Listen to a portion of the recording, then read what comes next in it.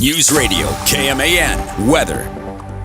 Right now in Manhattan, 57 degrees with partly cloudy skies, wind out of the west at around 6 miles per hour.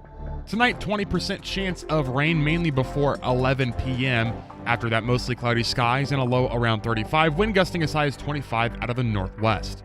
Sunny and a high near 42 tomorrow, that wind bumping up as high as 30. Mostly clear and a low around 22 Wednesday night. Mostly sunny and a high near 50 on Thursday. We're live on the game next on News Radio KMAN with Tim Everson and myself, Cole Dutchendorf. KMAN Daily Weather is presented by Fox Business Systems. How much does downtime cost you and your business? Don't let another second go by. Call Fox Business Systems at 776-1452.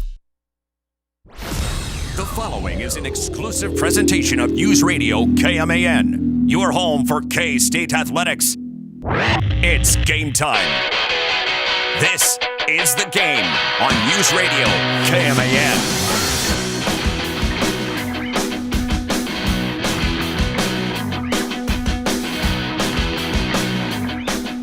I'm beginning to think that one day college players will be able to play 10 years. Give them 10 years of eligibility and call it good. Because today, if you haven't heard, and that's what we'll start off with, David Ubben, he's a reporter, and tweeted today, the FBS head coaches voted unanimously to expand the eligibility for redshirt years from 4 games to 9.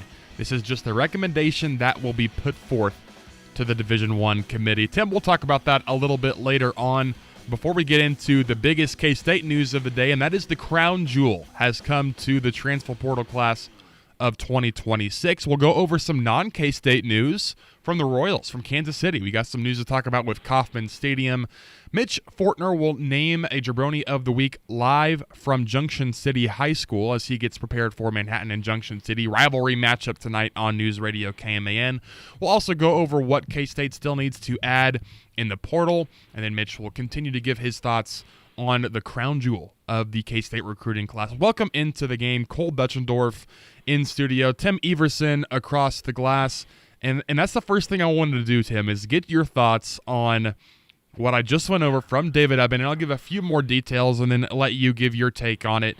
This was from the article that David Ubben had on The Athletic. Kirby Smart, Dabo Swinney, Marcus Freeman, and James Franklin were among the notable names in attendance, and that is notable because it was unanimous. Every single coach voted, yes, we're good with 9 games being the red shirt.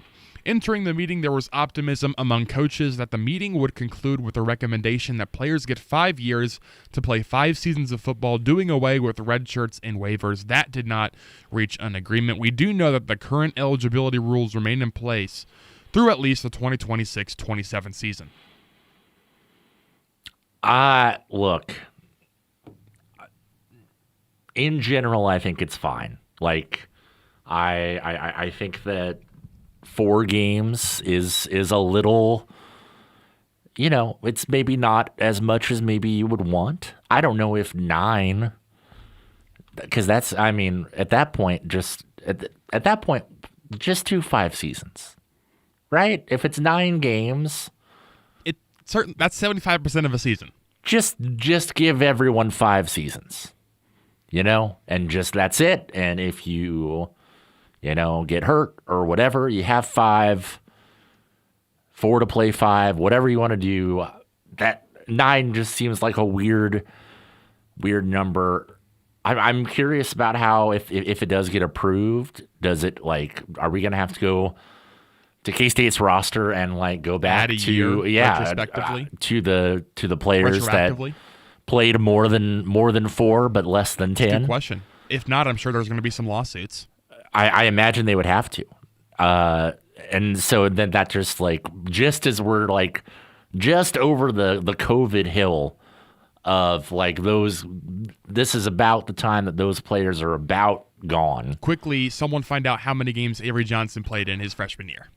Yeah, no kidding. One more year of AJ. I'll work on that. But no, it's crazy. That kind of stuff will change big time for programs. Because imagine that, or imagine. I think there are a lot of guys that, what if it's like for an injury concern? I mean, I think it opens the door for a lot of opportunities. I still think that it's very funny. I know it's two separate things. I love how college football is almost to the point now where it's like, 75% of the season. Yeah. That's fine. And college basketball is still, if you play 1 minute. 1 minute. Kennedy Taylor would be a great example of that. Yeah. Your year is gone, no matter what. So I don't know what the college basketball coaches are doing. Feels a little weird that they're just so different. But yeah, I mean, I'm in general, if that's what they're going to do, fine, do it. But it is like, it just seems ridiculous. It seems like just another thing that's going to extend the careers of these college players even further. I mean, like if it's 9 now, how long will it be until it's 12? Does that include postseason also? I don't think so. They changed that rule last year. That was mentioned in the article. Postseason play, or at least the playoff, is not counted towards redshirt. That might affect Bulls. By the way, for what it's worth, Avery Johnson did play in just 8 games his freshman season. So we will be getting 2 seasons of Avery Johnson confirmed. That has not been confirmed. Notable. But that's pretty notable. That could, who knows? Who knows where we'll be in 365 days? That could be on the horizon. If you have any takes on this, and I'd like to hear from you guys, hit our text line at 785-537-1350 on 9 games now determining, or at least going to the NCAA from the coaches unanimously at a meeting that they would like to have 9 games be the red shirt, not 4. That's more than double. As you said, 75% of a season. Would love to hear from you guys on this. This would be a crazy move just forward. I think you're right. I think I'd rather them just go. If you're going to do 9 games, just make it, like was stated in the article, make it 5 seasons to play 5 years. And if you redshirt one of those years, so be it. You got 4 more years to play football, 5 years, no more redshirts, no more waivers. But that did not reach an agreement at this meeting.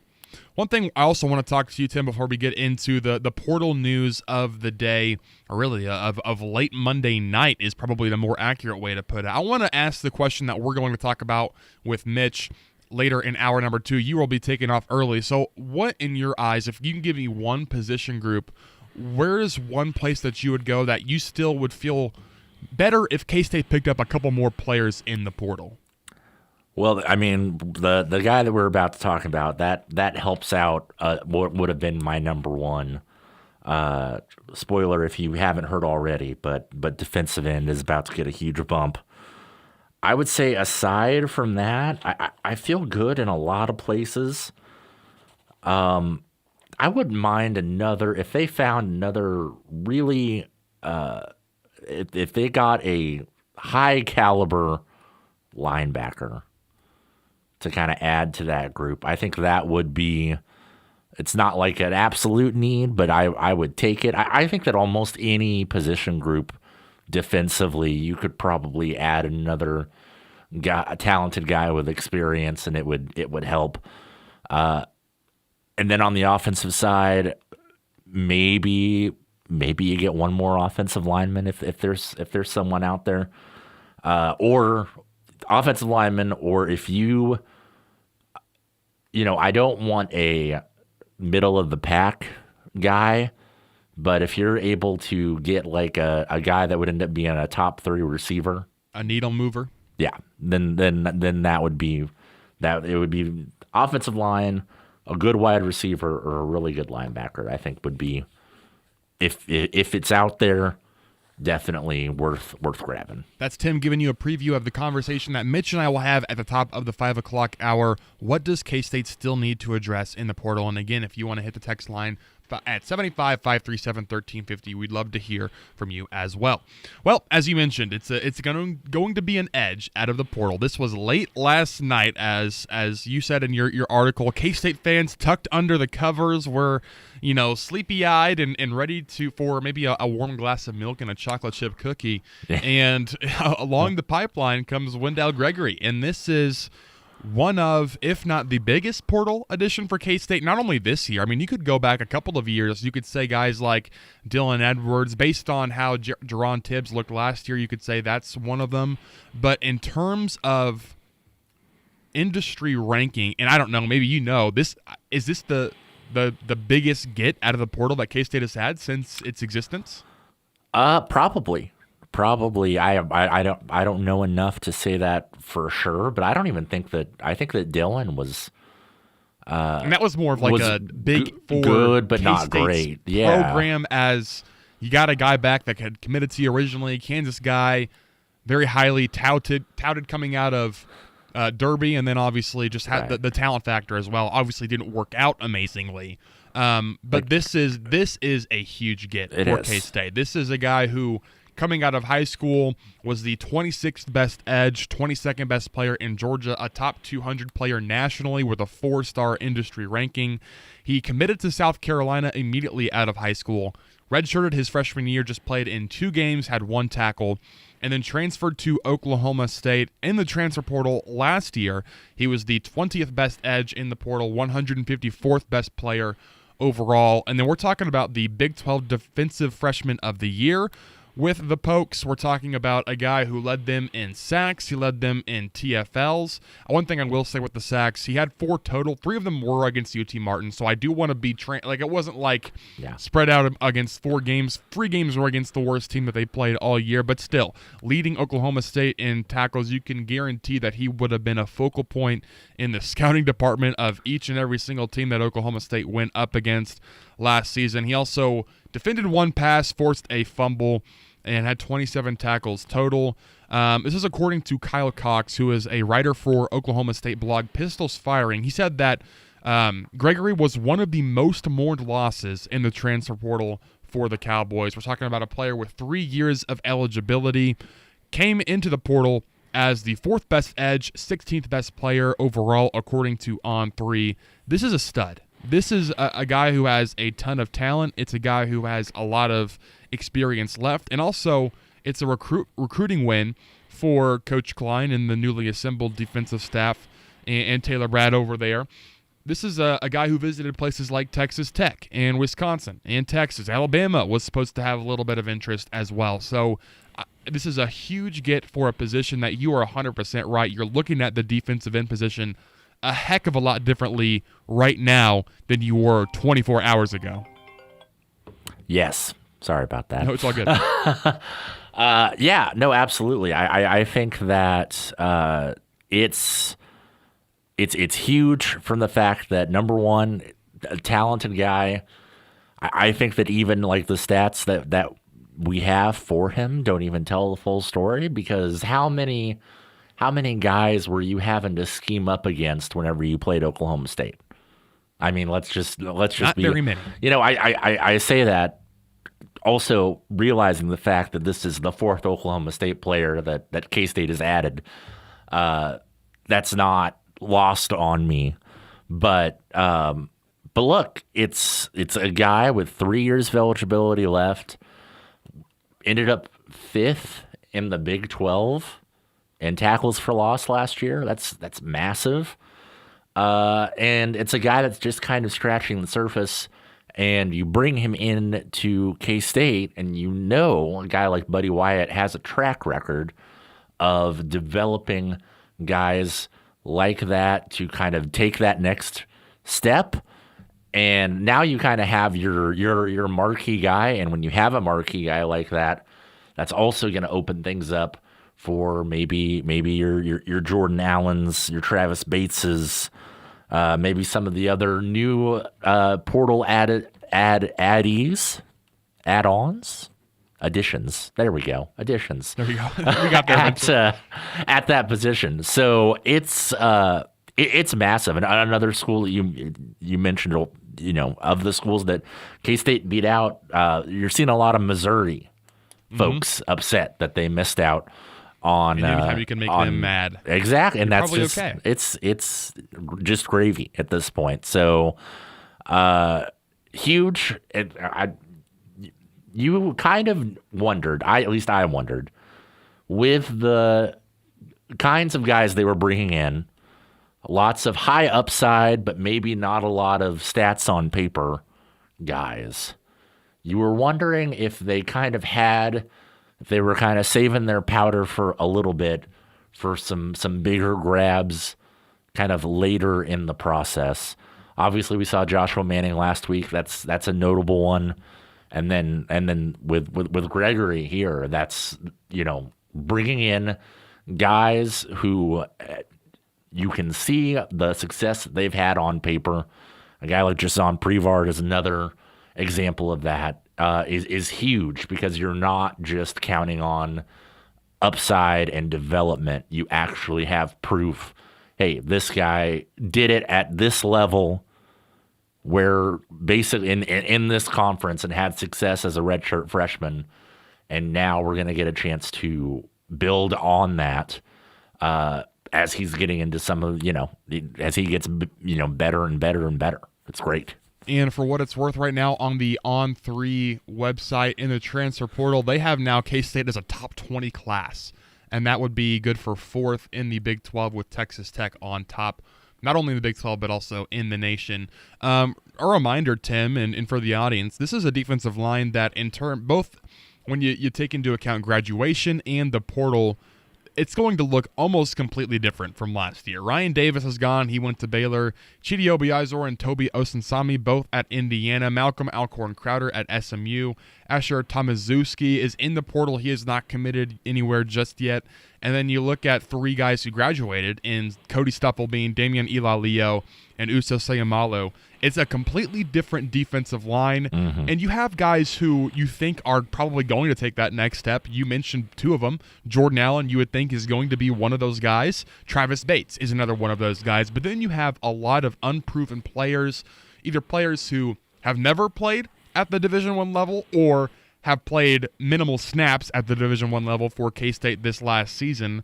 And even in the transfer portal, you had a couple of pretty solid gets on the defensive line, and we'll go over those later in hour number 2. But you didn't have a guy like this necessarily. You have some guys you feel pretty good about, but you don't have that highly touted guy who comes in and can make an immediate impact, who can be he can play outside linebacker if you need him to. He can be a true just rush edge and dominate on the defensive line. So I really, you try to taper some of the expectations, but with a guy like this, it's hard not to feel pretty excited about this pickup, about the direction of the defense in general. When you're thinking coming in, the offense is going to be the focal point. You look up this defense, they've added some guys.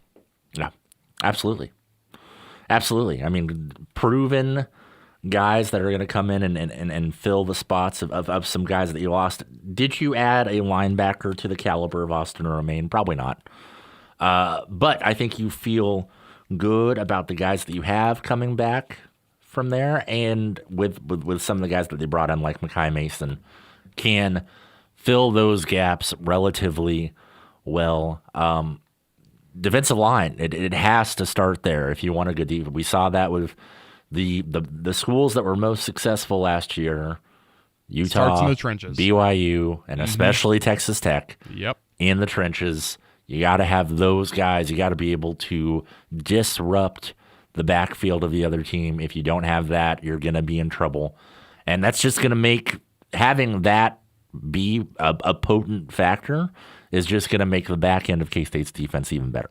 Yeah, you just said it. I mean, the defensive line, you can have me back there playing safety. And if you have a really good defensive line, you're going to cover up some of the issues that you might have in the secondary, even at the linebackers level. So having a really good defensive line, as you mentioned, Tim, it's of one of the utmost premiums in college football, especially in this era. And K-State struck gold. Wendell Gregory committing to K-State out of Oklahoma State from On3, a top 20 player in this transfer portal class and a top 5 edge rusher. We will talk about him more in hour number 2. We'll, of course, hear from the regular host of the show, Mitch Fortner, and hear his thoughts on Gregory. That'll be in hour number 2 as he gets set up for Manhattan versus Junction City in Junction City, heading over to Geary County West on I-70 for that rivalry game tonight. All right, when we come back, some Royals news. Haven't talked about Royals for a while. They made a couple moves here and there, nothing too crazy, but this might be the craziest move for the offseason, and it's not involving a player. That's next on The Game. Game on. Tweet the game, KMAN. Or call 537-1350 and get in touch with the show. This is The Game on News Radio KMAN. In Manhattan, building community means more than bricks and beams. It means innovation and partnership.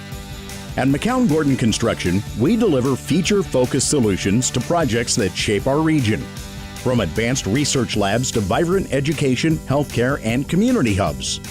We're not just building projects, we're building the future of the Flint Hills with unmatched customer experience and value-driven strategies. We're building for tomorrow. Visit kansas.mccown-gordon.com.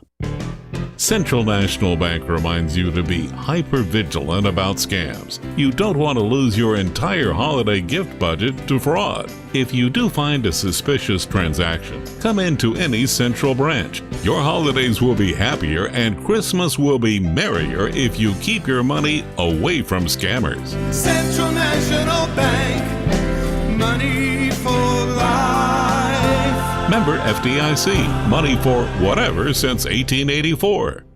I'm Dan Patrick, and this is Above the Noise. An elite defense is one of the biggest advantages in football. Pair that with a competent offense, and you have a Super Bowl recipe. After a 30-6 win over the Steelers last night, it appears the Texans are halfway towards completing that recipe. C.J. Stroud and the offense still a work in progress, but that defense is a nightmare. That puts the spotlight squarely on Stroud and the offense. Red zone interceptions, 5 fumbles, 2 lost fumbles in a single game simply can happen in the playoffs. The defense is talented enough to cover for those mistakes, but only against a flawed Steelers team. Now, at a minimum, you're going to need a few timely explosive plays, ball security, smarter decisions in critical moments. The Texans' defense is absolutely championship caliber. If the offense can provide even a semblance of consistency, they have a chance to go a long, long way. I'm Dan Patrick, and this is Above the Noise.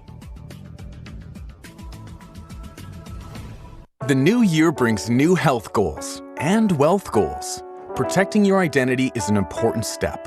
Your info is in endless places that could expose you to identity theft, leading to lost funds. LifeLock monitors millions of data points per second. If your identity is stolen, our restoration specialists will fix it, guaranteed, or your money back. Resolve to make identity health and wealth part of your New Year's goals with LifeLock. Save up to 40% your first year with promo code NEWS. Visit LifeLock.com. Terms apply. At Audion Hearing, our mission is simple: to make better hearing affordable for everyone. We're proud to offer high-quality, rechargeable hearing aids starting at just $98. Clear, comfortable, and ready to use right out of the box. And here's a study worth hearing. Research shows that wearing hearing aids can reduce your risk of dementia by up to 61%. Join over 1 million happy customers and hear the difference today by going to audionhearing.com. That's AUDIEN hearing.com. When you shop Goodwill, you don't just bring home a vintage dress or cat lamp. You bring home so much good to your community because everything you buy funds local job training and more. Goodwill. Bring good home. Brought to you by Goodwill and the Ad Council. The Ramsey Show. The common denominator among people that win with money is they budget. If you want to win at something, winning is a series of intentional acts. If you want to be married successfully, it's a series of intentional acts and behaviors and attitudes. If you want to be fit, it's a series of acts and behaviors and attitudes. Building wealth is the same way. You don't accidentally become wealthy. Oops! Said no millionaire ever. Life and money advice. The Ramsey Show, weekdays from 10 to 1 on News Radio KMAN.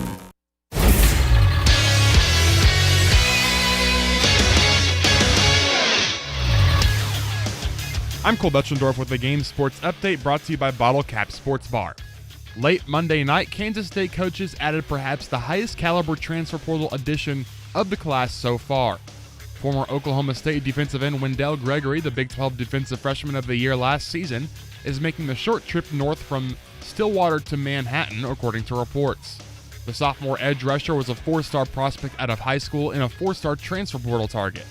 A native of Georgia, Gregory started his career at South Carolina but played sparingly, retaining his red shirt before jumping to OSU. As a Cowboy, he racked up a team-high 4 sacks and 12 TFLs, the most of any freshman in FBS, and the 5th most in the conference. He also ended the season with 27 total tackles, 7 quarterback hurries, a pass breakup, and a forced fumble. K-State is now up to 22 incoming transfers following the addition of Gregory. The Kansas City Royals are moving the majority of their outfield fence in by 10 feet, drastically changing the offensive environment of a notoriously bad stadium for home run hitting into one the team hopes will play as league average, sources told ESPN. Later tonight on News Radio KMAN, Manhattan heading west to face Junction City on the basketball court. The 6-2 girls versus the 1-6 Blue Jays.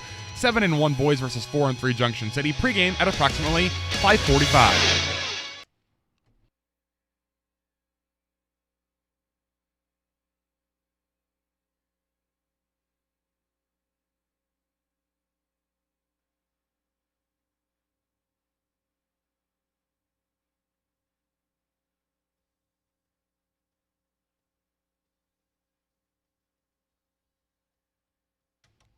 Couple of things I forgot to mention at the top of the first segment. Jake Clifton, officially a member of the BYU Cougars. Not really a huge surprise there. No. And then, I don't know if you caught this, Tim. This wasn't that long ago. Mike Tomlin, no longer coaching the Pittsburgh Steelers. I don't know if I think it's a good thing for the Steelers. He stepped down. He wasn't fired. And I think they need some change because going 10-7 and 9-8 perennially and then getting blasted in the playoffs, that's just not a good model for success over time. So he is still controlled by the Steelers in terms of like his contract. So people are thinking he's going to be stepping into TV for a year. And then when he comes back, maybe a Sean Payton-esque Saints to Broncos type of trade where he gets some assets and you get a head coach. So somehow, some way, the worst head coach in the AFC North Division from the 2025 season is still employed by his franchise, and that is Zach Taylor. Kevin Stefanski got fired, John Harbaugh got fired, and Mike Tomlin steps down, and somehow that bum Zach Taylor still standing in the middle of all of it. It couldn't happen to a nicer fan base. Yes, I'm glad they're stuck with that guy because I don't think he's getting it done anytime soon. Well, as I just mentioned on that game sports update brought to you by Bottle Cap Sports Bar, which, by the way, Taco Tuesday. Get yourself some tacos. My tongue has finally recovered from the heat from the tacos the first time in terms of the actual, not even like spicy. It was just temperature hot. And I stupidly went in for that first bite, but we're good now. And the tacos were delicious. I mean, I'll tell you what. Through the burned taste buds on my tongue, I still got all the flavor from those tacos. Taco Tuesday at Bottle Cap Sports Bar. So head over there tonight for some tacos.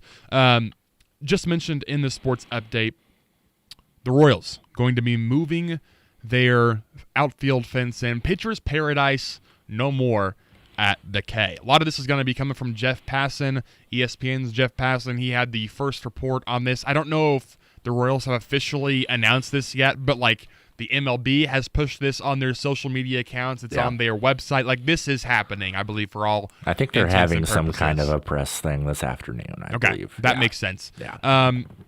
This could be this is the Royals will be moving the majority of their outfield fence in by 10 feet per ESPN's Jeff Passan. Royals GM J.J. Piccolo told ESPN that they, quote, want a neutral ballpark where if you hit a ball well, it should be a home run. So basically an overview, center field is going to remain unchanged at 410 feet. The batter's eye will remain the same. Once you get to the power alleys, that's where you'll start to see the change. It'll go from 389 to 379. It'll be 10 feet shorter, basically the rest of the way, all the way to the corners where the 330-foot foul poles will be kept the same. Also, the height of the fence is being shortened from 10 feet to 8.5, so home run robberies are a little bit easier, but also the ball clearing the top of the fence as well.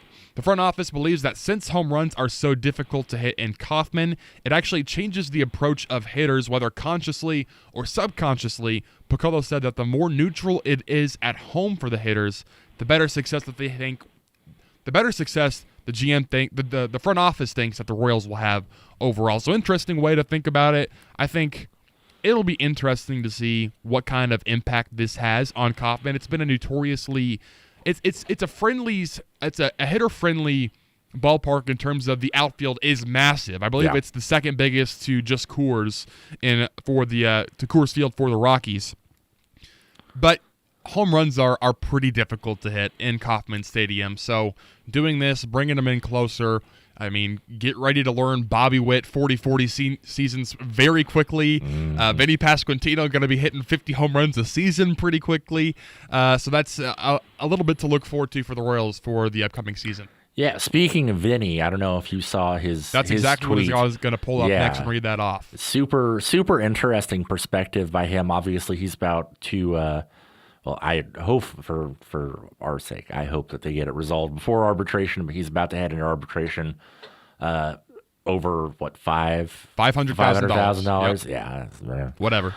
And he talked about, and Cole's pulling it up, basically, it is like, it is good in the sense that, more home runs should be hit, but also, do just hits in general go down because of that, because you do end up getting able to scoop up a lot of doubles, triples, more so than you do in other ballparks. And it was interesting to hear him talk about, like, how, will that be held against us now? Especially for someone who's about to go into negotiations with the club, having less hits but maybe having more home runs. Is that going to be good overall for players, or is it is that going to end up dinging them more? I still think that it's good, but I thought it was a kind of a fascinating way to look at it. And here is that tweet from Vinny Pasquantino on Twitter.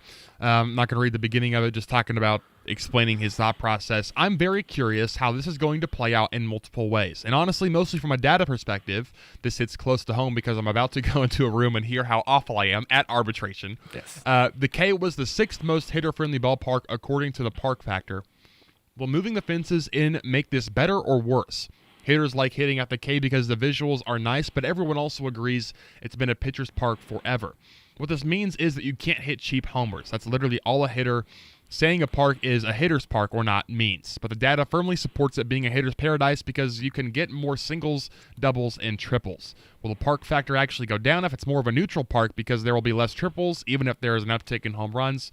And then goes on to talk about WRC+, which is, I believe it's I have it right here. Weighted runs created plus, one of the most important stats especially for an offensive player, and a guy like Vinny Pasquantino, who just got off a season with 30 home runs and 30 doubles, along with Salvador Perez. I saw a couple of figures talking about how many home runs Bobby Witt Jr. would have hit in addition to the home runs that he hit last year at Kauffman. I saw Jack Caglione, and I didn't really fact check this, would have hit 15 instead of 7. I don't know how much truth there is to that, but it felt like he hit a lot of doubles that were off the top of the fence or near it, or to the warning track. Yes. Carter Jensen, you talk about you got a young core who can rake. It has a lot of natural power. Those three right there, Bobby Witt, Jack Caglione, Carter Jensen. Throw Michael Garcia into the conversation as well. I don't really have a ton of nuance. I think it'll be fun. I think you're going to see a lot more homers at the K. How will that impact it like Vinny was talking about on Twitter? I have no idea. That's going over my head. He understands that a heck of a lot more than I do. But this has been, hitter's eye is staying the same. That's apparently the hitter's eye, or the batter's eye at Kauffman is one of the most well-liked across the league because it's very large. It takes, you're going to see that ball pretty clearly coming out of the pitcher's hand. You're probably not going to see a ton more Bobby Witt triples, but you might see 10 extra home runs added to the final stat line. So I don't know. I don't know if I have a ton of actual nuanced thoughts or takes on this. I think it's just kind of fun to see the fence being moved in a couple of feet. And like I said, get ready to learn 40-40 seasons from Bobby Witt Jr. It's going to come sooner than you want. I like the willingness to try new things here and to, use the data and you have this young core. You know what they're good at. Obviously, you play the majority of your games at home. I think trying to find a way to make the hitting experience as normal at home as it is on the road is a good thing to do, because you know, if you can get that consistency, if you can, get guys comfortable for longer stretches, then we're not going to see cold streaks like we've seen the Royals get into in certain instances. So I'm for it. I'm excited to see it. Home runs are fun. A little bit more background, 100%. It's the most exciting play in baseball. Absolutely. A little bit more of some backstory going back to Jeff Passan's article. Dr. Daniel Mack is the Royals Vice President of Research and Development. He was in charge of looking into the data behind the decision. He said that they wanted to find dimensions that would create a more consistent approach for the Royals as a team. So that's kind of echoing what J.J. Piccolo said. The wind distances on average make the fences play 5 feet longer than their listed distances. I have no idea how they calculate that. That is, I haven't taken a math class for a very long time, and statistics was my junior year of high school, so it's been a little bit. One thing that was crazy to me, Passan had this in the article, Kauffman is apparently the 5th highest altitude of any stadium in baseball, and that doesn't feel right. I'm going to take him at his word. When I'm thinking Kansas and I'm thinking Kansas City, you're thinking pretty flat. I know obviously there's a couple that would be up there, for example, Coors Stadium in Denver, but that would just seem, maybe there's just a bunch that are below sea level, like all the teams in California would probably be at or below sea level. I don't even know how that works, and I don't know how exactly that factors into the decision, if at all. They just threw that into the article. I thought that was a fun fact. So now Operation 400 homers for Salvador Perez begins to make him a Hall of Fame lock, which I already think he is, but get to that nice 400 number. He's at 303. He's got some work to do, but he can do it. When we come back, we will take it live to Junction City High School if we have Mitch readily available, and he will name a Jabroni of the Week as per usual. That's next on The Game. Your home for K-State sports. Wildcat fans, I know I'm wearing the Heat jersey right now, but I bleed purple. Well, not really, it's red, but you kind of, figure of speech, you know what I mean? Welcome to Madness in Manhattan. This is The Game on News Radio, KMAN.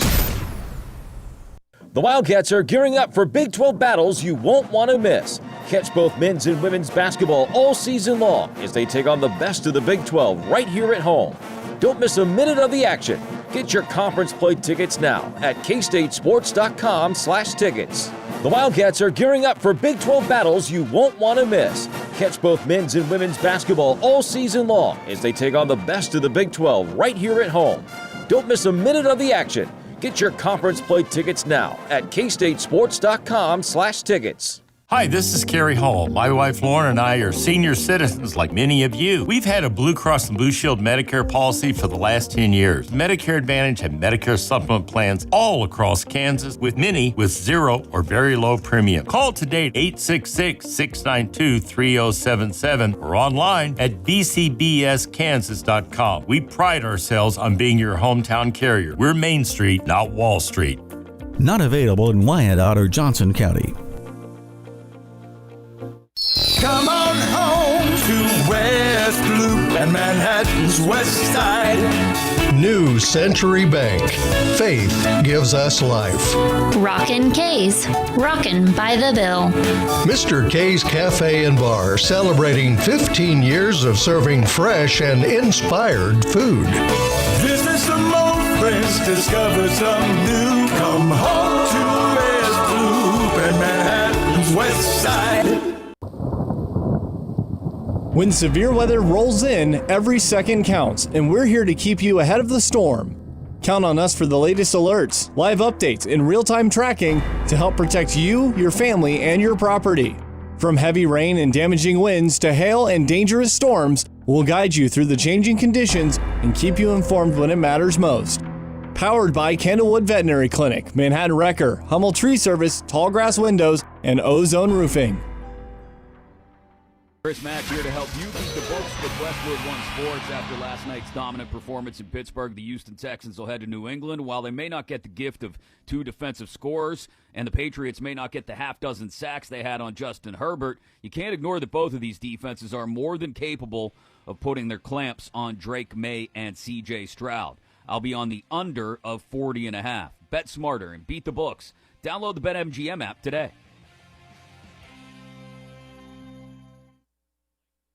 This new year, get started on your next success with University of Maryland Global Campus. Apply by February 11th and get your application fee waived.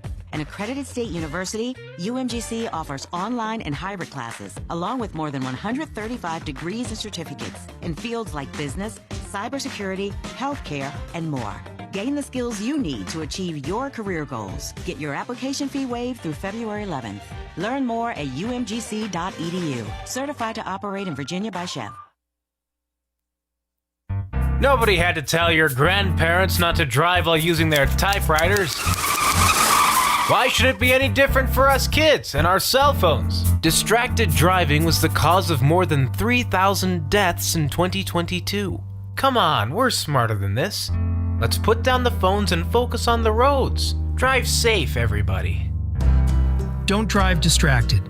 A message brought to you by the National Highway Traffic Safety Administration, Project Yellow Light, and the Ad Council. For area high school scores, recaps, league standings, and coach interviews, check out Scoreboard Saturday at 8 a.m. during football and basketball season, including coverage of the Centennial League, NCKL, Big East League, Flint Hills League, and the Twin Valley League. Scoreboard Saturday on News Radio KMAN is powered by WTC Communications. News Radio KMAN weather. Right now in Manhattan, 57 degrees with partly cloudy skies, wind out of the west at around 6 miles per hour. Tonight, 30% chance of rain, mainly before 11 p.m., with mostly cloudy skies overnight and a low of 35. Tomorrow, sunny and a high near 42, so that temperature from today dropping considerably, winds gusting as high as 30 out of the north. Tomorrow night, mostly clear and a low around 22 as we head into Thursday, mostly sunny and a high near 50. Know your role and shut your mouth, you jabroni. You jabronis hit the jackpot. That Hollywood blonde jabroni, Hulk Hogan. Ow. Is this jabroni's name? Jabroni of the Week. Welcome back to the game. Cole Betchendorf with you. Tim Everson across the glass. And right now to name a Jabroni of the Week, as well as three dishonorable mentions. Mitch Fortner live from Junction City High School getting ready for, I'll let you explain what you compare this Manhattan-Junction City rivalry to, Mitch. Well, at least on the boys' side, and it's a lot more competitive there, right? But also the shades of blue, how close these two schools are to one another. This is, to me, and especially with the home crowds and how much they get into it, this is the Duke, North Carolina of Kansas high school basketball. And I've been saying this for years. And by the way, if you need a quick girls JV update real quick, into the first quarter, Manhattan 27, Junction City nothing. We've played the first 8 minutes of our JV game. Yeah, so, but, I mean, the Manhattan girls on the varsity side have won 34 consecutive games against Junction City. The boys' matchup is much more competitive, but I think there's a good chance Manhattan sweeps the Blue Jays here on the road tonight, Cole. All right, we're ready to hear from you from that game, and we're also ready to hear who you got as the Jabroni of the Week. I think there's a lot of candidates for this week, including one that just popped up. We'll see if you name it. If not, maybe I'll give one of my dishonorable mentions after you're done. Go ahead, because I have no idea who it is. I was going to say Marcus Freeman again. I don't know if you saw the clip that's been surfacing about basically saying he was so proud of his captains for deciding, we're not going to play in the Pop-Tarts Bowl against BYU. I'm tired of Notre Dame and that documentary series, and I think that it was soft for them to not do that. They weren't going through a coaching change. It wasn't anything major like that. They just didn't want to play an extra game. So Marcus Freeman would have been one of my dishonorable mentions. Well, one of my dishonorable mentions, I'm going to go with ex-Michigan State basketball player Paul Davis. So last week, Michigan State is hosting USC. There's 6 minutes left. The Spartans are up 21 points, and he played for a Final Four team back in 04-05, so it's been a long time since he's played college basketball. But he ended up getting tossed because he was saying something inappropriate to Jeffrey Anderson, who is black, but as far as I understand, this was nothing racial, which is going a little bit too far with this criticism towards the referees. In a 21-point game, he gets kicked out. And Tom Izzo is like, dude, what are you doing? Get the blank out of here. Bad look for Michigan State. It's a 21-point game. Nobody needs to be giving the officials a hard time, especially if the game is in hand, especially a former player, especially when your old coach is still the coach of that said team. So I'm going to give Paul Davis my first dishonorable mention mark. Well, then he also made like a public statement for like at a Michigan State press conference, and someone on Twitter was like, imagine getting so drunk at a basketball game that you eventually have to apologize for what you say to the refs in front of your own school's media. Like I can't, that's not the greatest look. My next dishonorable mention, and Cole, I'm going to need you to play some audio for me. It's in the Sports One list. Give a little behind-the-scenes noggin there. You'll see it titled First BYU. I'm going to give it to the Utah Athletic Department. So Saturday in the old Beehive State, first matchup between Utah and BYU in basketball. And this was at Utah, but they also used that opportunity at halftime. And Utah's not very good this year. They're the only team in the Big 12 holding the conference back of having everybody in the top 100 of the net. But the athletic department decided to kind of introduce their new head coach, Morgan Scally, who had already been on staff, but he takes over as the head coach now, to the crowd at halftime. Well, if you've seen the home games for Utah, haven't been having a high attendance. As a matter of fact, the last home game before BYU, 8,339, with BYU in attendance for their next home game. 15,558 was the attendance in that ball game. A lot of fans in blue. Well, Morgan Scally is trying to give his speech to the crowd, and then Cole, the BYU fans, took over. Doing with the culture here, okay? You're nuts. You watch this team play. They play tough. They play hard. Let's go, Cougars. Let's go, Cougars. They drowned him out. You couldn't hear him. BYU fans took over whatever that arena is called in Salt Lake City and drowned out the new head coach trying to talk to his people. Well, there was more enemy than there were home fans there at that game for BYU and Utah. Say what you want about BYU. Their fans have some serious passion, and that was on full display, and that's beautiful. I think it's amazing to go to your rivals. It's a rivalry matchup. Their head coach of their football team is getting introduced, and meanwhile, the rivals' mascot is getting chanted in the background. That's perfect. That Utah athletic director deserves it, man. Yes, and I'm going to speed up here a little bit because I know we got to get to a break here. My last dishonorable mention is Missouri State Senator Nick Schroer, I think is how you say his name. Basically, for just bringing it up that he wants official legislation done to officially remove the Kansas City Chiefs as the official team of Missouri and change it to the St. Louis Battlehawks. Dude, nobody cares. Is that a UFL team? It is. Yes. Yeah, it is. Nobody cares, dude. No, it's over for Missouri. It's done. You have baseball. That's it. And hockey, I guess. Wow. But my Jabroni of the week is going to go to a conference that deserves no pass once again. It's the SEC. For the third straight year, no team playing for a national championship. Third straight year, they're not going to have a national championship. In the bowl games this year, they went 4-10, the most losses by a conference ever in bowl season, a 28.6 win percentage. They also went 0-3 in the college football playoff against Power 4 teams, and yet it's year after year the SEC builds, their prestige and the bias they get from ESPN. A lot of it over the years has been based on postseason success, winning national championships, college football playoff success, and for 3 years in a row, they have sucked in the college football playoff. They have sucked during bowl season. The SEC is no longer number one. I'm giving it to the Big Ten. The Big Ten is now number one, and yet it's bias year after year after year in the preseason of how good the SEC is going to be, and once again, they are overrated. I think my favorite SEC loss of the bowl season, and you hear this is the discourse every year, it's the teams that stink in the SEC. Well, if only they were in the ACC or the Big 12, they would go over and they would dominate. Kentucky, I know they were terrible. They would be really good in the ACC.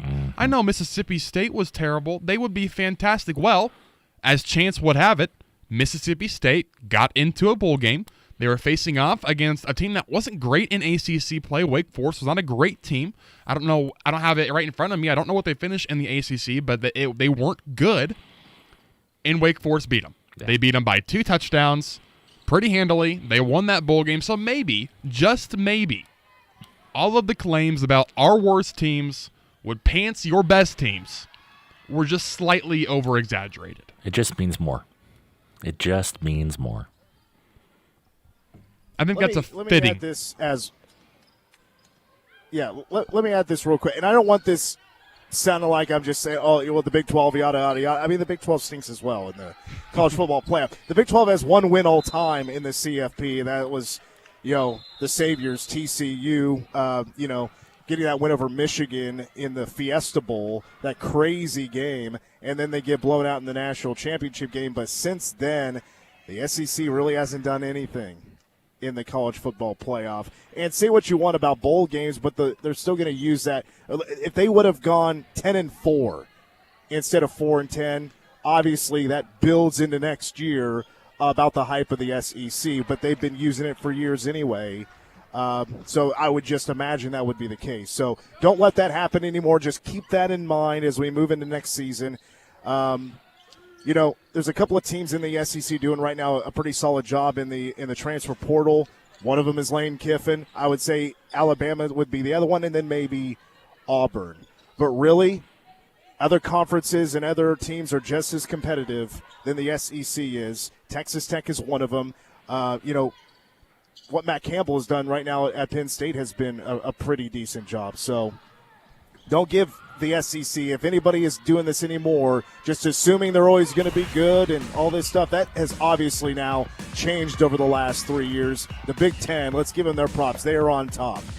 Well, shoot, you saw what Indiana did to the best finisher from the SEC in terms of they finished on top of the standings at the end of the regular season, and Indiana just blasted Alabama. So, yeah. I mean, hey, take it with a grain of salt. I think Mitch is right. I think Big Ten might be on top. Well, that does it for Hour 1. Tim, thank you so much for filling in and helping me out here. Tim's going to head out for the rest of the show, and when we come back, Mitch and I take you the rest of the way, including addressing another crown jewel of the class, and what else does K-State need to address in the transfer portal. Whether it's game day or a night out with great live music, Bottle Cap Sports Bar delivers the atmosphere you're looking for. It's Manhattan's go-to spot for catching every Wildcats or Chiefs game and enjoying live music that plays the songs you actually know. Come early for a good seat, great music, and cold drinks served up right. Stay in the loop. Check out their Facebook page for the full schedule of events. Bottle Caps, where the music's live, the game's always on, and the vibe is just right. Bottle Cap Sports Bar located on West Anderson across from Dairy Queen. My name is Lauren. I am one of the nurses in Interim Hospice. At Interim, we're a family-owned company, and we use that approach to support our families and our customers. I take phone calls from families, people in our community, answer questions, and help guide them in making some difficult decisions. Having a family-owned business, that completely changes the way that our customers or our community are approached, because you can tell we're not a corporate-driven company. We build relationships, we will listen to those in the community, and we will hear you so that we can give you the best services available. Interim Hospice is here to help you focus on your quality of life, to have the absolute best days possible, no matter the amount of days that you have left. We care, we're there, Interim Healthcare. At Stormont Vale Health, high-quality care is right around the corner. Stormont Vale is more than just a health system. We're your neighbors, dedicated to supporting the well-being of our community and the Flint Hills region. With our strong partnerships, including collaborations with the Mayo Clinic Care Network, other healthcare providers, and various community organizations, we're committed to offering personalized, high-quality care when and where you need it most. Stormont Vale Health, high-quality care closer to home. From lending options to treasury management services, KS State Bank provides innovative solutions to help your business succeed. KS State Bank, member FDIC, equal housing lender, KMAN, Manhattan.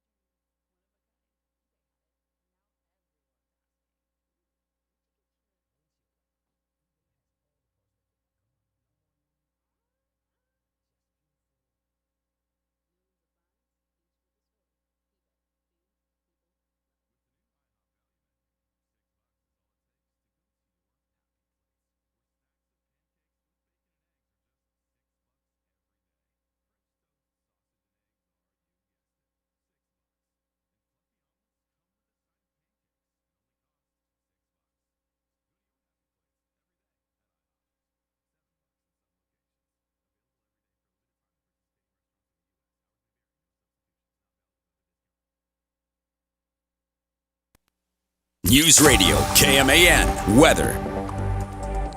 Right now in Manhattan, 57 degrees with partly cloudy skies, wind out of the west at just around 6 miles per hour. Later into the evening, a 30% chance of rain. That's mainly before 11 p.m. with an overnight low of 35. Tomorrow, sunny and a high near 42 with wind gusting as high as 30 out of the north. Mostly clear and a low around 22 tomorrow night. And on Thursday, mostly sunny and a high near 50. Again, winds gusting as high as 20 miles an hour out of the southwest. We got hour 2 of the game next on News Radio KMAN. Mitch Fortner from Junction City, as we'll go over a couple of positions that K-State might still need to address in the portal and more on K-State's incoming 4-star transfer. KMAN Daily Weather is presented by Fox Business Systems. How much does downtime cost you and your business? Don't let another second go by. Call Fox Business Systems at 776-1452.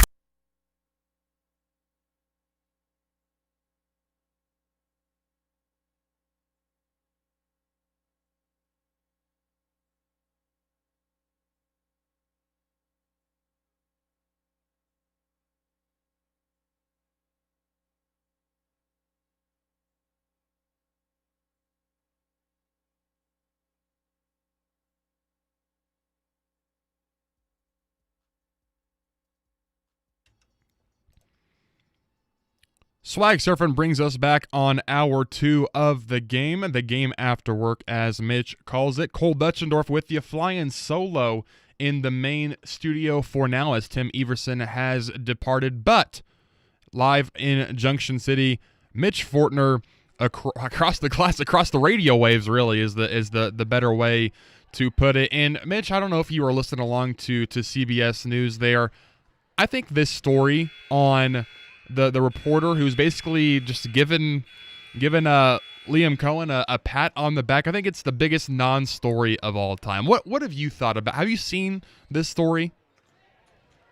Yes, I have, and it's obviously the controversial thing there is is just media showing it appears to be biased towards the team that they're covering. I mean, I'm not the best example of that. I mean, I'd be the first one to admit that. Even I cover K-State, right? At press conferences, I'm not biased. I'm very neutral. I ask fair questions. But obviously on this show, everybody knows I'm a K-State homer. I'm a K-State fan. I'm from the area. I didn't go to K-State, but I am a huge K-State fan, and I'm never gonna hide that. But when you're in the actual setting, yes, there needs to be a level of professionalism and unbiasedness, but everybody, 90% of the media that always goes to these K-State press conferences are typically, we're just specifically K-State media. I mean, there's nobody really nationally ever coming to cover K-State basketball, obviously not right now, and football, there will be those that do show up. But those are pretty rare, especially at the college level. At the NFL level, that could be very different. At the NBA level, the MLB level, that could be very different just depending on the game, the series, the matchup, whatever, where you're at in the season, things like that. Maybe the blurring the lines of relationship from personal to professional was certainly blurred, but again, I don't really care. If they're close, they're close. If they're not, whatever. Those are nice words of encouragement. No, I don't. I'm not going to take that too far. But also, I'm very, I'm not an old school journalist. I'm not an old school media person. Maybe the old school would think that's uncalled for or whatever. Maybe the new school isn't that way. I'm just kind of whatever on that. I didn't hate it. That was kind of my take. Like, I understand where some of the people were coming from. Like, and again, like you said, we're in the sports media business. I probably wouldn't ever do that. I wouldn't have said that to Chris Kleinman after the Utah game or anything. But I still don't think it's. People are ragging on her and back. This is not that big of a deal in the grand scheme of things. I think it's, and she's been in the Jacksonville area, I think they said as an editor and as an owner of the newspaper for 20 plus years, so very plugged into the community and that sort of thing. So I'm with you. I think it's been blown out of proportion a little bit, and I understand it, but also Let's calm the tempers a little bit from something that's really ultimately not that big of a deal. News of the day yesterday for K-State football was their big get out of the portal, and we'll go over Wendell Gregory a little bit later in our number 2 as we'll get Mitch's thoughts on that portal and what it means for K-State. But the first thing I want to do at the top of our number 2, as a reminder, tonight at approximately 5:45, we got Junction City versus Manhattan right here on K-Man with Mitch currently at Junction City. I want to go over what does K-State still need to address in the portal. We're talking 22 players that they have added in total, and we heard from Tim a little bit earlier in our number 1, and you heard some of the position groups that he went over. Linebacker was one of them, a proven wide receiver. Mitch, I want to go to you first. If there's one position group, you can go offense, you can go defense, you can give one each. What position group do you think still needs to add a body or two as we get closer and closer to the end of the transfer portal? I mean, not going to lie, I think anywhere on defense you could still address because there's so much turnover.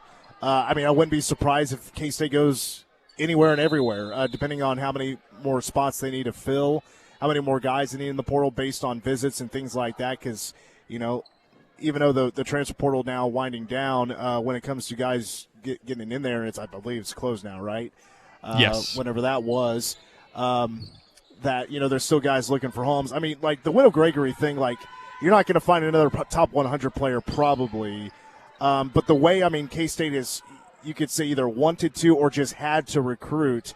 You know, they're bringing in a ton of players with limited experiences. A handful of them do have really solid experience, have been starters at you know, wherever they're coming from and at various positions. You know, some played 6 snaps last season. Some played in 4 games last season. It's a very mixed bag of experience. A lot of them, I think it's fair to say unproven, but there's potential. But with that being said, you know, it feels a little bit risky because there could be a position where it's not really working out with anybody and you kind of feel like you have a hole. So that's kind of like where I'm at defensively. I don't know if I could give you one spot defensively that I'm like, maybe it is defensive backs. I wouldn't mind seeing another player, or linebacker, to see another player get picked up out of the portal just based on the risk of right now where K-State's at. You know, I know defensive back, there's a couple of you know, obviously K-State's getting their starters back there, but, you know, were they really, I mean, adding some big-time corners and safeties that have started before, that's pretty huge.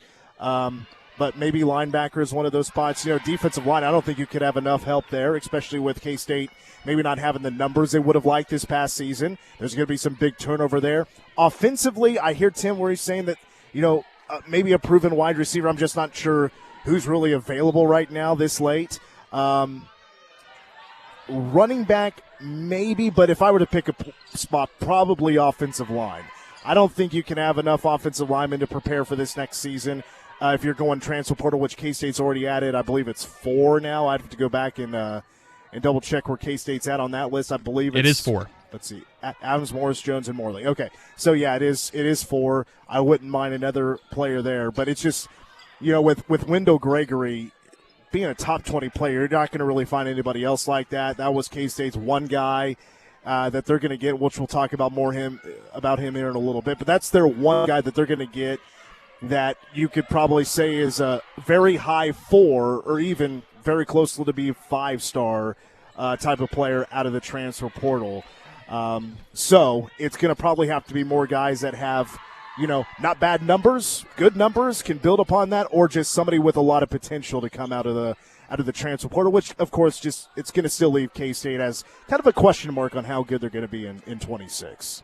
You said one thing about the defensive line that stuck out to me, and that was numbers, because they lost a lot of players, whether it was to the transfer portal, whether it was to graduation. We talked about this at the beginning of hour 1, where losing Damian Uso and Cody Stufflebean to graduation is one thing, but then also in the portal, I mean, you lose Ryan Davis, Truman Griffith, Chidi Obiizor, and Toby Osunsanmi, Malcolm Alcorn-Crowder, Asher Tomaszewski. There was and kind of Andy Berberia, if you want to throw him in there as well as a late flip. So you lost some serious bodies, whether it was from last year's team that got significant playing time over the course of the season, or if it was a couple of guys like the Berberia where you had him committed, you probably had some pretty high expectations about what he could bring to the team, and instead you're basically starting fresh. There are a couple of guys returning who are, I think you could make the argument for,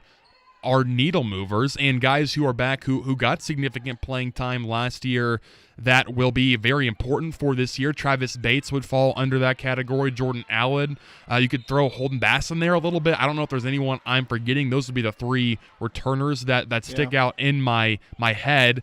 Then you look at some of the guys they've gotten through the transfer portal. Okay, I mean, Austin Ramsey from Kentucky. He was a guy who committed to Kentucky as an offensive lineman. You got De'Arian Hicks from Gardner-Webb. You feel okay about that pickup, but also Gardner-Webb is just a completely different level than the Big 12.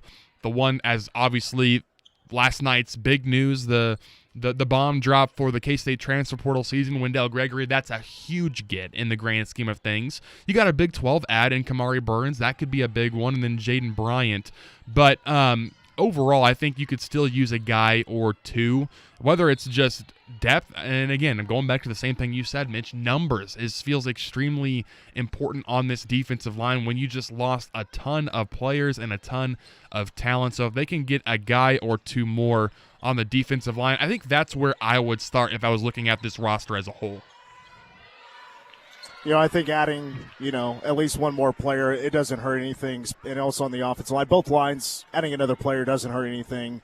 Boost your chances potentially to have a really solid unit. But if we could, to go to Wendell Gregory here, Wendell or how, I haven't looked up how to say his first name yet, but an absolute stud. Shout out to Corey Patterson, who is,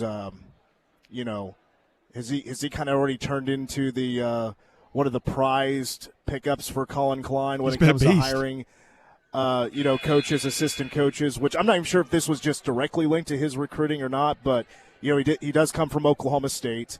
Obviously, I was a big fan of his with coaching Chase Brown at Illinois, and he's got the St. Louis connection, so there's a lot of connections that also is going to relate to Wendell Gregory and a number of other players, which K-State's already added two others from Oklahoma State, one on the offensive side and one on the defensive side, Oliphant, linebacker, and then you got Rodney Fields at running back. But Wendell Gregory is K-State's, as I think you phrased it earlier there, Cole is the crown jewel for K-State. Just based on his rankings on three, the 18th best player, 16th best player available in the transfer portal. And I want to give you kind of a comparison here on just who's ranked around him, because I thought this was very interesting. So the 15th best player in the portal, according to On3, is Austin Romaine. So, in Wendell Gregory, but keep in mind, Wendell Gregory was a freshman. He had barely played at South Carolina. Redshirt freshman at Oklahoma State last year with 4 sacks. And we'll get to more of his numbers here in just a second. He is just one step back from Austin Romaine. He is one step ahead, and I thought this was kind of funny in a way, but also very interesting at the same time, is Brendan Sorsby, who is ranked number 17th in the portal, quarterback, by the way, going to Texas Tech and going to be depositing a bag of cash into the bank account once he, if he hasn't been paid already by the Red Raiders, by Cody Campbell. Wendell Gregory, this edge rusher, I think it could be an outside linebacker, that in some sort of that kind of role. But as a rusher, put his hand in the dirt and get after a quarterback. If you haven't watched his high school film, there's some pretty sweet highlights as well from him in college at Oklahoma State. A phenomenal pass rusher. You can tell he gets in the weight room. He's a very strong kid. He had the most sacks of any freshman last season in college football. His pass rushing numbers are top 10 in the nation of any edge rusher. 32 pressures on the quarterback last year. That was and I got this stat from Mason Voth.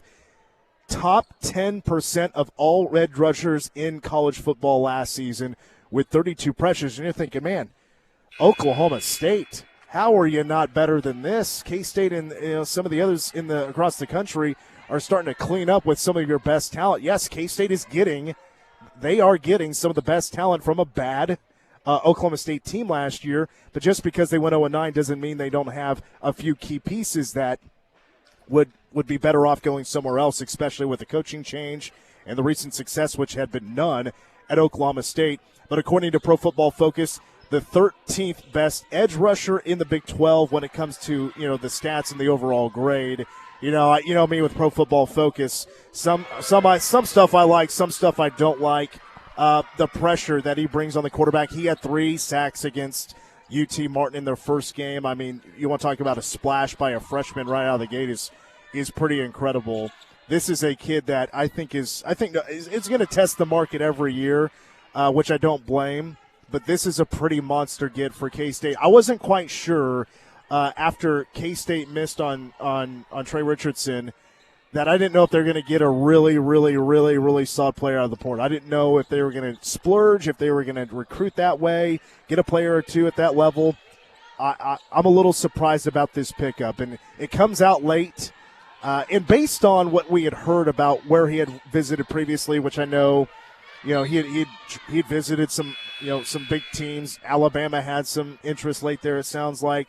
The word on the street, I haven't confirmed this with anybody, and that is he was passed up by some of these programs like Texas Tech. Texas Tech just decided to pass. Well, as K-State, they could use a player like that. We'll reap those benefits, I guess. So if that's true or not. But still a pretty solid pickup. It was I'm not sure if he did miss any time or not. He didn't play a full season. He did get arrested after that UT Martin game, which I'm sure some people see that as a concern. Obviously, if it doesn't get repeated and he's a good kid, learned from his mistakes, it's not an issue at all. He stole, I guess, some clothes from Walmart after that UT Martin game. But to me, I'm not concerned about that whatsoever. An 18, 19-year-old kid made a mistake. Hope he learned from it. And I don't see this as any sort of baggage at all. This K-State team just picked up a really solid edge rusher, which is obviously an area that K-State needed to address. He's the best pickup of the class, and I'm very excited about that. And I don't get too excited about a whole lot in the portal, but when you add a player like this, obviously that's something to get excited about, and this is where K-State hopefully is going to really pay off from the investment with a star player like Wendell Gregory. Mitch, I'm going to ask you the same question that I asked Tim. Is this the best pickup in the portal era for K-State, regardless of 2026 or not going back further? Is this the best player that K-State has gotten out of the portal? Oh, man, you're making me think about this for a minute. I mean, I think about the guys in the secondary K-State picked up. I mean, Julius Brents was just a stud for K-State. Boy, you really put me on the spot there. I'm trying to run through all the names. Marquis Siegel could be one you throw in there as a guy from NDSU who became an NFL player. But, I mean, Siegel was a pretty high draft pick. Think about that as well. I mean, I think he really paid off for K-State. Won a Big 12 championship. Boy, I got to really think about that. Maybe that's a conversation we take a break and then we think about this a little bit longer. We continue to talk about. There's one more position group that I wanted to get to for a group that I would love to see K-State add one player. But go ahead, Mitch. Well, what I would add to that is just based on players without even playing it down for K-State yet, just based on ranks and potential and work at the previous stop and especially with his age. Absolutely, I would say Wendell Gregory is, but right now where it stands, before he even plays, if you're just basing it on that, yes, I think it's fair to say this is potentially the best transfer portal add K-State's made in this era. And it feels like an extremely important one. We will continue to talk about Wendell Gregory, how big he is for the defensive line, and potentially some more discussion on the best transfer portal pickup in K-State history. That's after a break. You're listening to The Game on News Radio KMAN. Miss part of the show? No! God, please, no! No! No! Really? Check it out on demand at 1350kman.com. You're listening to The Game on News Radio KMAN. In Radio Sports Beat with Freddie Coleman. So apparently Mike Tomlin did not want to coach the Pittsburgh Steelers, knowing that 2 times a year he would not be facing John Harbaugh and the Baltimore Ravens on the other side. I kid because I don't care, but it seems very, very strange that these two guys that will always be linked to one of the great rivalries the NFL has seen in the last 25 to 30 years, resigning from their positions for new challenges within 7 to 10 days of each other. And Mike Tomlin, according to Adam Schefter, ESPN NFL Insider, have been thinking about this for a minute. Sometimes you just need to be in a different place, in a new place. John Harbaugh did not want to leave the Baltimore Ravens. They told him to go. I get the sense the Pittsburgh Steelers were not doing the same thing regarding Mike Tomlin, which means that this was his decision. So what now for Mike Tomlin? TV, a different team? Either way, just like John Harbaugh, he's going to have plenty of options. He will not be on the unemployment line for long. In 60 seconds, last dance for Aaron Rodgers. Avatar Fire and Ash has arrived. I am the fire! Get your 3D tickets now for the greatest chapter of the biggest saga in history. Whatever happens, protect this family. Critics rave it's by far the best Avatar movie. If your father and I do not return, you go as far and as fast as you can. Movies don't get any bigger than this. Avatar Fire and Ash, rated PG-13, now playing. Okay, I have to tell you, I was just looking on eBay where I go for all kinds of things I love, and there it was. That hologram trading card. One of the rarest, the last one I needed for my set. Shiny like the designer handbag of my dreams. One of a kind. eBay had it, and now everyone's asking, ooh, where'd you get your windshield wipers? eBay has all the parts that fit my car. No more annoying, just beautiful. Millions of finds, each with a story. eBay. Things people love. If that was the last time we were going to see Aaron Rodgers on a football field, I know plenty of Aaron Rodgers haters, and yes, I may be talking to you out there. We're glad to see that it ended that way for him. The final pass he throws in the National Football League, it is a pick six as they got destroyed by the Houston Texans in that wildcard game, 30-6. But don't let that overshadow what that dude is able to do on the football field. No matter what kind of prickly personality that he has had, especially in the last 5 to 10 years of his NFL and his personal life, that doesn't mean we can't look at that guy and say that's one of the greats of the game. If you're going to have a top 10 list or a top 5 list or the greatest quarterbacks in the history of the National Football League, Aaron Rodgers will belong on both of those lists. And he's not shy about saying that's exactly what he believes about his ability. If that's the last time we saw him on the football field, it did not end the way he wanted to. That doesn't mean there was a bad ending for Aaron Rodgers. For the ESPN Radio Sports Beat, I'm Freddie Coleman of ESPN Radio's Freddie and Harry. We asked parents who adopted teens to share their journey. There are many times I thought, I can't do this. I mean, what parent isn't worried about, what am I not doing right? What am I not doing enough? And then I realized, wait, that's being a parent. Don't worry about being perfect. I've had around 3 other mother figures in my life, but only one of them has taught me how a mother loves. The greatest reward for me is he makes me better every day. I would tell a family considering adopting a teenager that teenager, whoever it is, needs you, and they need what you have to offer. Taylor's given me hope. He's our son, and that is what he will always be. Learn about adopting a teen from foster care. You can't imagine the reward. Visit adoptuskids.org to learn more. A message brought to you by Adopt US Kids, the U.S. Department of Health and Human Services, and the Ad Council. The Wildcats. 3 wide open again, and it's perfect again. Hit the court. To the rim, layup good. Right here. Yeah. How about these Cats? Be here every game as the Wildcats pounce the hardwood all season long. 3 seconds, 2, 1, buzzer, ball game. K-State wins it. On your home for Kansas State Wildcat basketball, the K-State Sports Network from Learfield. News Radio, KMAN.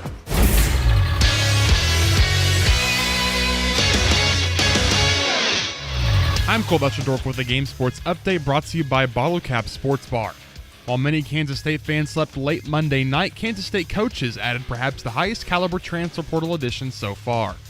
Former Oklahoma State defensive end Wendell Gregory, the Big 12 Defensive Freshman of the Year last season, is making a short trip north from Manhattan to Stillwater, according to reports.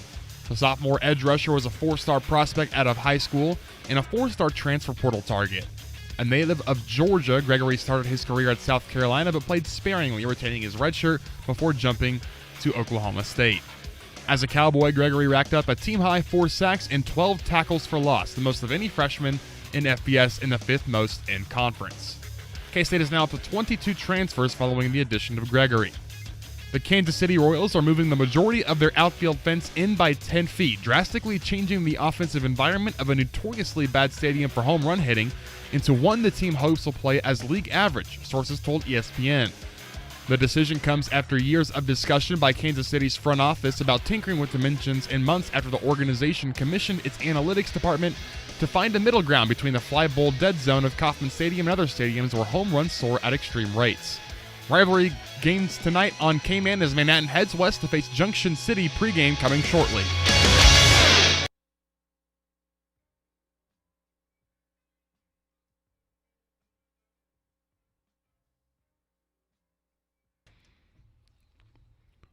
Mitch, I know the Ask Us Anything from last Friday. It was how many cars have you owned, or maybe I don't remember exactly how you phrased it, but whatever the question was, you asked me about 3 days too early because I think I'm going to be purchasing a new car, or at least a new car to me tomorrow morning. So I'm going to have to re-update the Ask Us Anything on Friday when Manhattan's at home, if that's good with you.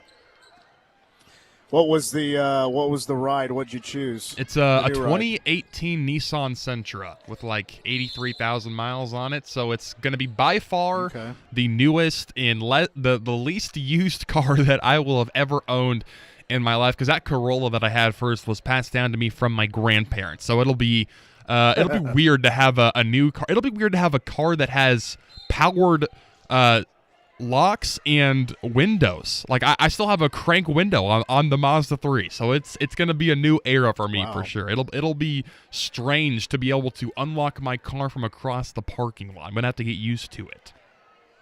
I didn't have a car like that until I was 26 or something. Whenever I got my first of 2 Jettas, power windows are sweet.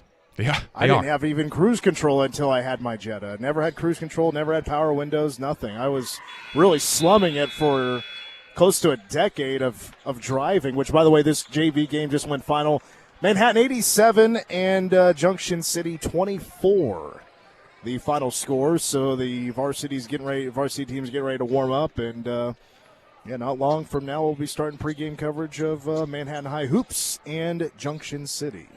Well, then we'll go quickly to – I had one more position group that I wanted to very briefly go over for an area where I think a transfer target could be incoming, or I would not be mad if they added another guy to this position group, and that's the linebacker position.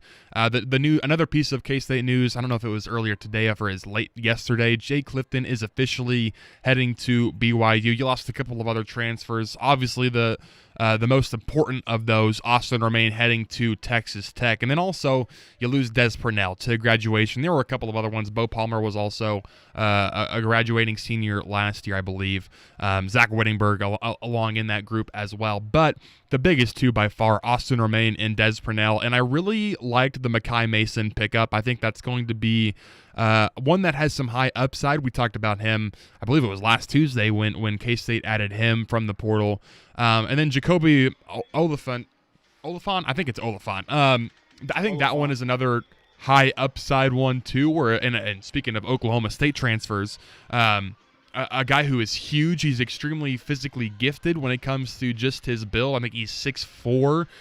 He's played all over the defense. I think if you get one more guy, especially a veteran, I think I would feel a lot more comfortable with the spot that your position group is in. I also like some of the returners they have back. Asa Newsome would be among those, Gabe Powers, Rex Van Wy. So I think there's definitely some potential in the linebacking core, but if they can get one more, I don't know about, like, you're probably not going to get any two super highly touted, 4-star linebackers out of the portal at this part of the portal, but if they can get one more guy who's got some serious experience, whether that's at the group of 5 level, at the power 4 level, or lower, I think that would be helpful for the linebacking group. Do you agree, Mitch?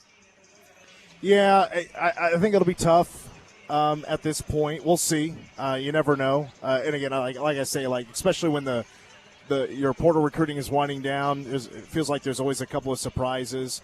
But you mentioned some of the returners that looks like are going to come back with Gabe Powers and Rex Van Wy, Asa Newsome. Makai Mason is still as he should. I'm sure on a lot of other people's lists, he is still one of my favorite players in this portal. I think you can do so much with him. I think he's a very gifted player. He could play the Mike. He could play the Will. And depending on, even what K-State's defense is going to look like next year, which is also a great question. Is it a 4-2? Is it a 3-3? What did they decide to do with the lineup? Would also probably sway my decision one way or another. I'm not sure what that plan is going to be. But if they didn't have Makai Mason, I would honestly be pretty worried right now. But with the addition of Makai Mason, I'm just kind of like, well, if they do add somebody, that's great. If they don't, I don't think they feel bad about how they're rolling right now. But I'm with you. Like I said earlier, defensively, I think you can kind of go all directions. Maybe they feel good about their secondary. They've stacked up some guys there. But a linebacker on the defensive line, I don't think you can go wrong with adding another player. I agree, 100%. I'm right with you on that. How much time we got left on that the pregame clock? Has it started yet officially?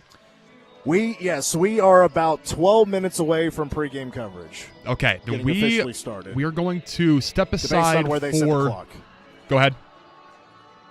It's just based on where they sit the clock. I'm gonna tell the listeners right now we're gonna be able to start pregame at 5:48. 5:48 is when we can start pregame. Perfect. And we are going to take our last break. Ask us anything. We'll wrap up the show. And then Mitch will get you set for Manhattan in Junction City with pregame at 5:48 on News Radio KMAN. Your home for K-State sports. Raymond, quick one, outside, and Nelson breaks away. Jordy Nelson, he needs a block inside the 40. One more. He's going to go the distance. Touchdown, Nelson. This is The Game on News Radio KMAN.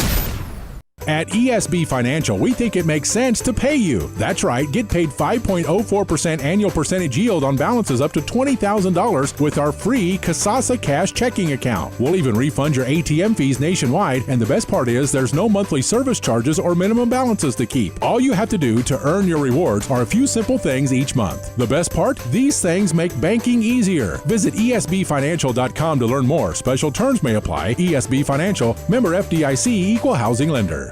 In Manhattan, building community means more than bricks and beams. It means innovation and partnership. At McCown Gordon Construction, we deliver feature-focused solutions to projects that shape our region. From advanced research labs to vibrant education, healthcare, and community hubs. We're not just building projects, we're building the future of the Flint Hills with unmatched customer experience and value-driven strategies. We're building for tomorrow. Visit kansas.mccown-gordon.com. Pizza's here. Oh, great. I'd love some, but I'm worried about my stomach issues. If you're worried about having diarrhea, gas, bloating, stomach pain, or loose, oily stools, it may not just be stomach issues. It could be a condition called exocrine pancreatic insufficiency, or EPI. With EPI, the pancreas doesn't release enough enzymes to break down food, but EPI is manageable. Use the symptom checker on identifyepi.com and talk to your doctor. That's identifyepi.com. Sponsored by AbbVie. As a mom, comforting my family is what I do best. Vicks Vapor Stick provides soothing, non-medicated Vicks vapors in an easy-to-apply stick, and it dries fast, so there's no mess. I use it to comfort myself and my family. Thanks, Mom. Vicks Vapor Stick, soothing comfort for the whole family. And try Vicks Vapor Shower Max for steamy Vicks vapors when you need more comfort for yourself. Use as directed. Battles aren't won solely on the field. That's a common misconception. Battles are won within, over enemies of fear, enemies of doubt. In that place where promises are kept. Promises to oneself. This is a physical training event. Promises to one's community. Helping people move debris out of their house. Promises to one's country. In the heart of every Marine, you'll find a promise.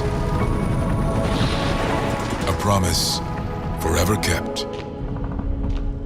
A promise of battles won. Melissa from Michigan. I work an extra part-time job serving lunch at my child's school, but I still can't afford to put food on our table. Daniel from California. Choosing whether to pay the rent or pay to fix the car to get to work doesn't leave us with much at all. Now we can't even pay for meals. Hunger is a story we can end. End it at feedingamerica.org. Brought to you by Feeding America and the Ad Council. If you've missed the Kim Commando Show, you've missed a lot. Yeah, they forced Claude to unlearn all the information it got from the pirated technology. And it's a $1.5 billion landmark settlement. A reader from the current newsletter sent me a note. He put his name in. He made $6,000. That's crazy. Yeah, not bad for getting a free newsletter. America's digital goddess. Kim Commando. Kim Commando. Saturday mornings at 9 on News Radio KMAN. News Radio KMAN. Weather. Right now in Manhattan, mostly cloudy skies, 57 degrees, wind out of the west at around 6 miles per hour. 30% chance of rain before 11 p.m. tonight with an overnight low of 35, winds gusting as high as 20 out of the northwest. Tomorrow, partly sunny, then gradually becoming fully sunny with a high near 42. On Wednesday night, mostly clear, a low around 22 as we head to Thursday. Sunny skies and a high near 50.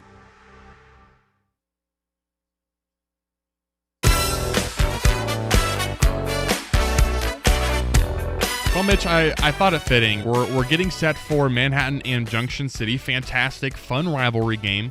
So I wanted to take you back to high school, and you give me your rival, and then maybe one of your best rivalry memories from high school. Oh, man, well, I've shared this story many times. It's my claim to fame because I went to Clay Center. Our rival is Abilene, and I sat Curry Sexton. And to get there, I got through Cody Whitehair to get there. I haven't heard that. That's amazing. Yeah, so Cody Whitehair was a sophomore when I was a senior. He was on the left side of the line, and I actually made a mistake. It was my first start at nose guard, and I hit the wrong gap. I shot the wrong gap, but I still won. The hand fight with old Cody, and then I got old Curry in the backfield. I've told him that story one time. Of course, he doesn't remember it, but me who peaked in high school, obviously athletically. It's an easy one to remember. Had a lot of great memories, though, in the NCKL, just obliterating Concordia, which the entire offensive line when playing Concordia, I was friends with them. Because I had a friend that went to Concordia, and I just met all those guys through him, and I'm still friends with them to this day. I knew every single one of them, and I did have a good game that day. But, of course, again, my athletics career pretty much wrapped up in high school. But Sack and Curry is clearly my biggest feat. And being snubbed, honorable mention NCKL, I won't forget it. Despite having so many great games, the coaches didn't do me any favors. Not my coaches, other coaches around the NCKL. Oh, by the way, I'll share this as well. Friday night at Riley County, went there to cover their game since you were calling Manhattan games, and they're playing Jeff West. Just so happens I run into my former Clay Center football head coach, Paul Lane, and I had not seen him since high school. So that was really neat to run into him. And, of course, first thing it brings up, remember old Sack and old Curry? Yes. Yes, I do. Were those, so anyway, that's were my those story. Clay Center Abilene games, were those some barn burners back in the day?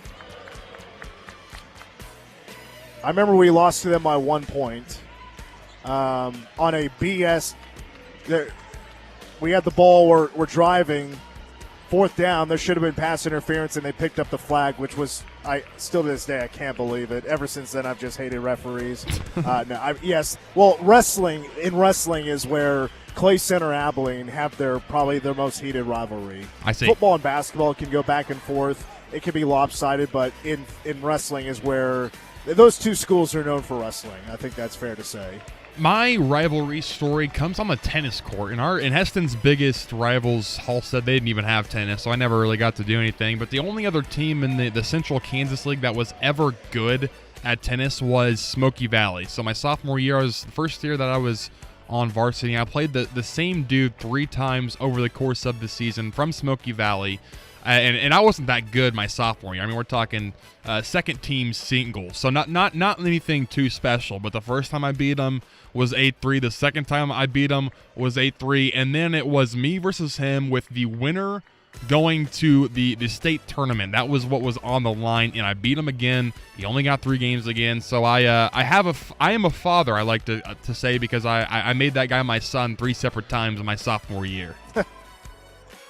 And that's what it's all about. I remember when I was a senior, football, we're playing Wamego, and I forget this kid's name, but I've given him shout-outs multiple times. Just can't remember what his name is.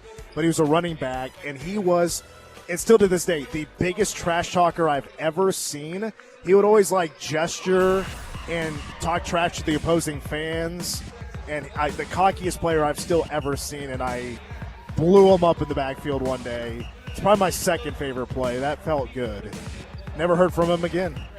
And I continue to learn more every day. Did not know that Mitch sacked Curry Sexton. I think I'm going to spread that knowledge to everyone that I know now, because my boss sacked Curry Sexton. That does it for today's show. Mitch Fortner is going to take you. We got Manhattan, Junction City. That is next on News Radio KMAN. For Tim Everson, for Mitch Fortner out in JC, I'm Cole Dutchendorf.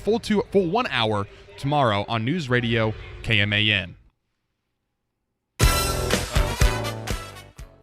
News Radio KMAN weather.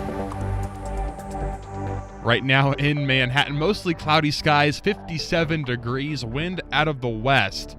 That is all for right now. Tonight, a 30% chance of rain, mainly before 11 p.m. We got tomorrow, partly sunny, then gradually some clouds rolling back in the afternoon with a high near 42. On Thursday, mostly sunny and a high near 50. On Friday, to wrap up the week, mostly sunny, a high near 41. Winds gusting as high as 35 miles per hour. Again, we send it live to Mitch Fortner from Junction City High next for girls and boys basketball. Girls up next on News Radio KMAN. The following is a presentation of News Radio 1350 KMAN. The Tribe plays here. Manhattan High